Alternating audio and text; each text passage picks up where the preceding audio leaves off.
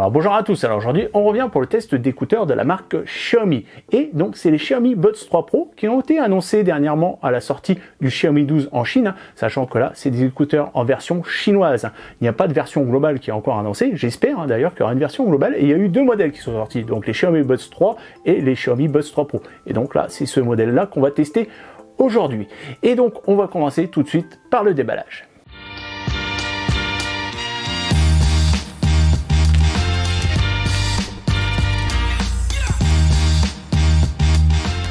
Allez, c'est parti, on va faire un tour de la boîte. Donc ici, on a un visuel qui change d'habitude. D'habitude, on a quelque chose de plat. Et là, vous voyez, ils ont fait des formes de vagues là au niveau de la boîte. C'est vraiment sympa. Donc ici, on peut voir les deux écouteurs et rien d'autre. Derrière, donc ici, ça nous indique qu'on va avoir une réduction jusqu'à 40 décibels. Ici, qu'on va avoir du Bluetooth 5.2. Et ici qu'on va pouvoir l'utiliser avec différents périphériques, aussi bien un ordinateur qu'un téléphone. Ici qu'on va avoir la connectique type C, les dimensions, etc. Et donc ici, alors là c'est toujours intéressant à voir, c'est au niveau des codes barres, sachant que là vous voyez c'est un modèle qui est vendu pour la Chine. Donc en fait c'est un peu bête, Je trouve que au final ils font de bons écouteurs Xiaomi, mais qui seront pas disponibles, on va dire, chez nous, dans nos contrées, dans les boutiques Xiaomi, aussi bien en France ou en Europe. Après peut-être que ça va arriver, je le dis pas, mais là pour l'instant ça fait deux modèles qui sortent, donc qui n'est pas disponible encore chez nous. Et donc il faudra aussi utiliser l'application Xiaomi pour pouvoir appairer directement ces écouteurs avec notre téléphone. Enfin, on va dire, après ça reste du Bluetooth, on va pouvoir les appairer sans problème, mais pour l'utiliser pleinement, il faudra bien sûr utiliser l'application. De toute façon, on verra ça plus tard dans le test. Donc ici, on retrouve pareil, cet même effet de vague au niveau de l'emplacement du boîtier qu'on va enlever. On va regarder ce qu'on a dans le reste de la boîte. Donc ici, voilà, on va avoir le connecteur en type C. Ok, et ici, voilà, je suppose qu'on va avoir les embouts de rechange pour s'adapter à toutes les morphologies. Donc voilà, vous voyez, on en a une pléthore. Alors c'est du silicone, c'est pas du mémoire de forme. De toute façon, on verra d'ailleurs ceux qui sont installés par défaut au niveau des écouteurs. Ici, le mode d'emploi que vous allez retrouver tout en chinois. Et c'est tout. Alors, on met ça de côté. On va maintenant s'intéresser donc au boîtier, donc qui est en forme de galet. Alors je sais pas si vous allez voir, mais oui, on a un petit reflet de couleur. Alors je retrouve même que ça sort un peu plus en vidéo que, on va dire, là, de ce que je vois. C'est un gris bleu, et qui prendra forcément moins les rayures que le boîtier des FlipBuds Pro. Ça, à ce niveau-là, il n'y aura pas de souci. Donc maintenant, on va regarder à l'intérieur. Et donc on va déjà tester l'ouverture. Donc je trouve que l'ouverture est plus confirmée. Voilà, on a un aimant qui est plus fort que sur les FlipBuds. Et on entend le clac qui est plus fort aussi. Donc je trouve ça un peu moins smooth que l'autre, on va dire. Oui. Attendez, je vais vous faire la démo. Vous voyez? Ouais. Bon, c'est pareil. Alors, je vous fais une petite démo comme ça, parce que, bon, au final, vous en foutez peut-être, mais c'est vrai que c'est souvent travaillé du côté de Apple. Ils travaillent justement les produits jusque donc à la fermeture des produits pour que vraiment on ait un bon ressenti. Donc, je m'attends un peu à la même chose, au niveau de ces écouteurs. Donc voilà, je vous fais la petite démo, même si on va dire la plupart ils s'en fichent, ce qu'ils veulent, c'est les écouteurs. Alors, tiens, on va tout de suite les regarder. Tac. Alors, on va en sortir un. D'ailleurs, donc pareil, c'est aimanté. Voilà. Pour les deux, pas de souci à ce niveau-là. Allez, on en sort un. On va regarder de plus près, voir ce qu'il donne. Alors, c'est pareil, je vois en vidéo, on a l'impression qu'on a un reflet un peu bleuté, donc mat bleuté. Mais je les trouve très beaux. Je sais pas ce que vous en pensez. Les ont une belle gueule déjà. Donc après forcément ça change du blanc qu'on a l'habitude de voir. Et au final ça me plaît bien, puisque donc ils ont marié donc une partie mat et une partie, vous voyez, métallisée. Donc après ça reste du plastique, mais je trouve que c'est du plus bel effet. On a un très beau design. Donc ici je suppose qu'on va avoir, vous voyez, une petite partie tactile là où on va tout simplement appuyer pour envoyer les commandes. ici, on va sûrement avoir un capteur de proximité. Et donc de ce côté-là, vous allez voir ici un micro. Vous allez en avoir un, voilà, sur le bas. Hein. Ici, les connecteurs pour la recharge. Hein. Et donc ici, on a la sortie au niveau des écouteurs. Voilà. Et bon, on a pareil hein, de l'autre côté à ce niveau-là aussi. Alors là, je vais faire une petite comparo déjà. Donc au niveau donc, du boîtier avec les FlipBuds Pro. Hein. On va dire, voilà, surtout que on les retrouve, on va dire, au niveau tarif, à peu près pareil. Hein. Sachant qu'il est un peu moins cher quand même. Hein, les True Wireless 3 sont un peu moins chers, 3 Pro. Hein. C'est un peu un nom à rallonge, mais voilà, c'est comme ça qu'ils donnent un peu les noms chez Xiaomi. Hein. C'est vrai qu'ils nous sortent tellement de modèles que ils sont obligés de vraiment de mettre des noms différents pour chaque modèle. Donc là, on voyait au niveau des dimensions de la boîte, hein, on est quasi pareil. D'ailleurs, je vous ai pas montré aussi, oui, la connectique, hein, donc l'USB-C, puis le petit bouton pour l'appairage. Ok. D'ailleurs, il y a aussi un voyant LED sur le boîtier ici. Non, j'ai pas vu de voyant LED, alors qu'on l'a directement ici, hein, vous voyez. Donc on a une LED qui est aussi sur le devant ici, et on a une aussi sur le dessus. Donc au niveau des oreilles, ici on a les True Wireless 3 Pro et ici les FlipBuds Pro. Et ma foi, je les voyais un peu plus grands, hein, les True Wireless 3 Pro.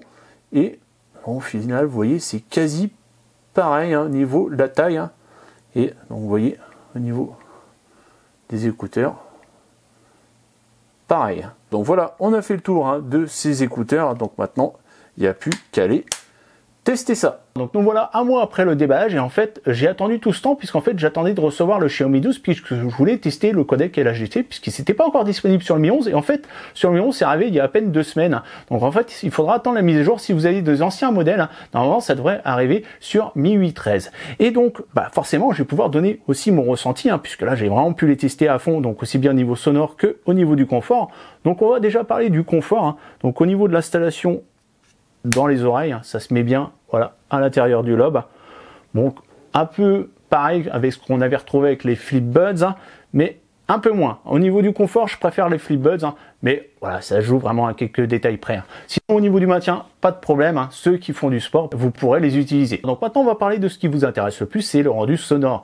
Et donc, on va surtout parler de ce qui est contenu non IRS, hein, donc Spotify, MP3 ou Deezer. Hein, ça s'en sort très bien. On a du très bon son. Il n'y a rien à envier comparé à d'autres modèles que j'ai pu tester. Alors, j'ai pas testé les AirPods, hein, j'ai testé les LG, etc. Ça, c'est au-dessus. Hein. Franchement, à ce niveau-là, pour 100 balles, franchement, on a un très bon rendu. Pour tout ce qui est non IRS. Et au niveau des contenus IRS, hein, donc avec le LHDC, hein, donc j'ai pu tester aussi bien avec le Xiaomi 12 que le Mi 11, hein, comparé au FlipBuds Pro avec le codec aptX, c'est le codec aptX qui est au-dessus. Ça, faut se l'avouer. J'ai vraiment testé sur du FLAC et on voit clairement une différence dans le sens où le HDC, il sort un peu moins au niveau, par exemple, du rendu des basses, des médiums, etc. On a un moins bon rendu que ce qu'on pourrait retrouver chez Qualcomm avec aptX. Alors, est-ce que c'est la technologie qui est encore jeune? Je pourrais pas vous dire, mais bon, moi, voilà, j'ai comparé avec ce que j'avais à comparer, et c'est les FlipBuds hein, qui sont au-dessus au niveau du rendu sonore pour tout ce qui est IRS. Donc maintenant, on va parler de la partie application, et on a la nouveauté depuis le test des FlipBuds Pro, puisque maintenant, on va avoir 3 méthodes pour pouvoir se connecter, ou du moins connecter les écouteurs à une application, puisqu'au début, donc, il fallait soit utiliser l'application officielle, donc Xiaomi AI, mais on se retrouvait avec une interface en chinois, soit il fallait utiliser une ROM Xiaomi EU hein, qui permettait d'avoir l'interface en français comme vous allez le voir ici, et aujourd'hui on va pouvoir aussi télécharger une application, donc vous n'êtes pas obligé d'avoir un Xiaomi, hein. Par exemple j'ai des utilisateurs qui ont utilisé ça avec OnePlus, hein, et vous allez télécharger directement sur le Play Store, donc l'application qui s'appelle Mi Buds M8, hein, et vous allez avoir, alors en anglais, mais on va dire voilà, il y a quand même une évolution par rapport aux chinois, hein, et vous allez pouvoir gérer vos écouteurs, hein, changer vos modes ou vos raccourcis. Au niveau de l'interface, on se retrouve avec quelque chose d'inchangé par rapport au FlipBuds Pro, même si ça s'inspire d'un certain concurrent, si vous me suivez. Et donc ici, on se retrouve avec un niveau de batterie des 0,8. Par contre, vous voyez, là, il y a un bug, hein, depuis que j'ai reçu les Buds, hein, j'ai pas l'affichage de la batterie du boîtier. Après, en dessous, vous allez pouvoir sélectionner vos différents modes, hein, donc désactiver. la réduction de bruit. Alors là, vous voyez, ce qui change, c'est que maintenant, on a une réduction de bruit adaptative. C'est-à-dire que forcément, ça va jouer par rapport à l'environnement où vous êtes, et ça va se régler automatiquement. Donc, je vous conseille de laisser. Sinon, moi, je mets en profond pour avoir le meilleur rendu sonore. C'est là où, franchement, on a un meilleur rendu sonore par rapport aux écouteurs. C'est toujours à ce niveau-là. C'était déjà avec les FeelBuds, et c'est toujours pareil au niveau des Buds 3 Pro. Et donc, vous avez aussi le mode transparent, qui, pareil, est amélioré. J'avais trouvé des défauts par rapport aux FeelBuds où ça commençait à manger les phrases, que là, franchement, on voit qu'il y a une meilleure gestion au niveau du rendu. Par exemple, si quelqu'un vous parle, avant, ça mangeait un peu les débuts de phrases, que là, vraiment, on entend très bien. Et donc, vous avez donc le deux modes, donc soit juste entendre, on va dire, les voix, quelqu'un qui vous parle, ou en transparence, donc vous allez entendre les bruits. Et ça, c'est intéressant, surtout si vous circulez en ville. Comme ça, en fait, vous entendez les véhicules ou autres, les dangers autour de vous. Après, si vous êtes dans les transports en commun, vous pouvez très bien mettre la réduction de bruit. Et au niveau du rendu de la réduction de bruit, on a quelque chose de mieux que ce que j'avais pu tester avec les FeelBuds Pro. Alors je sais pas si c'est l'intégration de la réduction de bruit adaptative, mais ils ont vraiment bossé dessus et il n'y a pas photo, on voit quand même une différence. Après, vous avez possibilité de renommer, chercher les mises à jour, donc de récupérer les appels téléphoniques. Donc ça, pareil, à ce niveau-là, ça fonctionne pas. Je vous fais pas le test là, mais vous pouvez me croire, sans problème. On a même la réduction de bruit ambiant. Si par exemple vous avez du bruit autour de vous, ça sera réduit. Votre correspondant vous entendra très bien. Après, donc forcément, on a rendu du contenu multimédia. On a possibilité donc d'activer le rendu spatial, donc le suivre le mouvement de la tête. Donc ça, quand vous l'activez, alors en fait, ça va tout simplement laisser l'audio sur là où vous êtes. Par exemple, si vous êtes devant, comme ça, vous allez tourner la tête, en fait, l'audio va tourner. Alors, c'est gadget, ma foi, je l'ai testé, ça fonctionne. Alors, si vous êtes en mouvement, je vois pas l'intérêt parce que sinon l'audio il va faire que ça. Alors, si vous êtes fixe par exemple là sur un PC, je dis pas, ça pourrait faire l'affaire. Ou si vous regardez par exemple un film sur un PC portable, ça pourrait être sympa. Donc après on a les gestes, donc en fait c'est des pressions là au niveau des oreillettes. Alors par contre, on n'a plus le petit clic que j'avais avant sur les FeelBuds Pro. Je sais pas pourquoi, d'ailleurs même sur les FeelBuds Pro ça a disparu. Je sais pas pourquoi ils ont enlevé les clics. Je trouvais ça intéressant puisqu'au moins ça validait le geste, que là non on les a plus. Donc on a toujours possibilité de faire des doubles presses, des triples presses et un presse long. Donc ça la presse long, donc ça va être pour changer les modes, passer d'un mode par exemple réduction de bruit à transparence. D'ailleurs vous pouvez désactiver un des modes si vous voulez juste passer sur la réduction de bruit et transparence.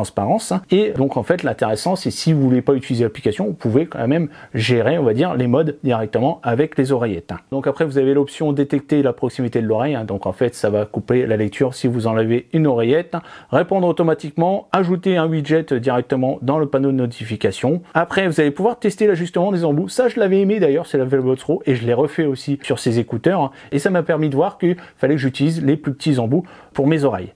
Après, on a l'alerte d'écouteurs manquants, donc en fait, si vous posez un écouteur sur la table, si vous l'avez permis dans la boîte, ça va vous alerter. Et en dernier, donc on a la partie dédiée au codec LHDC, que je n'avais pas au tout début quand j'ai installé mes écouteurs sur mon Mi 11, puisqu'en fait, il a fallu avoir la mise à jour pour que ça apparaisse.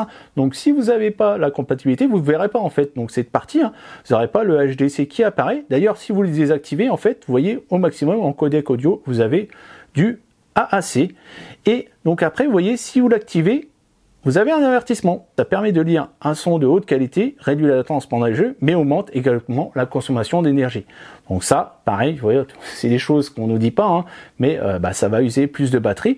Et on a aussi le mode faible latence qu'on va d'ailleurs tester tout de suite avec Call of Duty.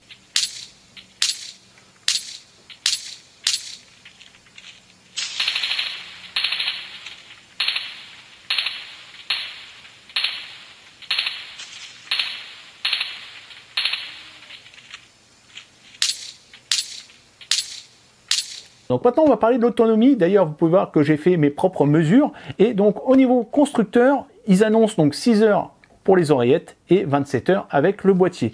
Et donc moi au niveau des mesures que j'ai relevées, alors attention au niveau de mon test, j'ai pas testé avec les réductions de bruit ni avec le mode transparent puisqu'en fait je les ai posés en fait sur le bureau et ça s'active pas, il faut le mettre au niveau de l'oreille, mais bon, porter les écouteurs pendant 6 heures, non c'est bon. Donc au niveau des mesures, je suis descendu à 50% au bout de 4 heures et à 0% au bout de 6h50. Donc c'est pour ça qu'au final, on est au-dessus des données constructeurs, puisqu'en fait, il n'y avait pas de mode transparent ou de mode de réduction de bruit qui était activé. Mais on va dire ça correspond à peu près à ce qui a été annoncé. Et au niveau de la recharge que j'ai fait en filaire, mais vous pouvez aussi faire de la recharge sans fil avec ces écouteurs. Donc au bout de 5 minutes, j'étais à 25%. Au bout de 10 minutes, j'étais à 45%. Et au bout d'une demi-heure, j'étais à 100%. Et en dernier, je vais vous donner quelques astuces que j'ai trouvées dans la FAQ de la page produit des Xiaomi Buds 3 Pro en Chine. Pour dire, j'ai vraiment creusé le truc pour le test. Bon, je suis tombé un peu par hasard dessus. Mais donc, ça nous indique par exemple que le son spatial n'est pas disponible sur tous les modèles de téléphone. Par exemple, d'ailleurs, si vous n'avez pas un Xiaomi, ça ne fonctionnera pas. Du moins, vous n'aurez pas peut-être la possibilité de l'activer. Et pareil, ça dépend aussi des modèles. Moi, donc sur le Mi 11 et sur le Xiaomi 12, ça a fonctionné. Mais si vous avez un modèle un peu plus vieux, vous n'aurez peut-être pas l'option. Après, ça nous montre aussi qu'on peut activer un son surround. Alors là, c'est lié à MIUI, c'est pas forcément lié aux écouteurs, mais c'était intéressant puisque moi je l'ai découvert grâce à ces astuces. Et en dernier, il nous donne une astuce pour activer le RS 96 kHz.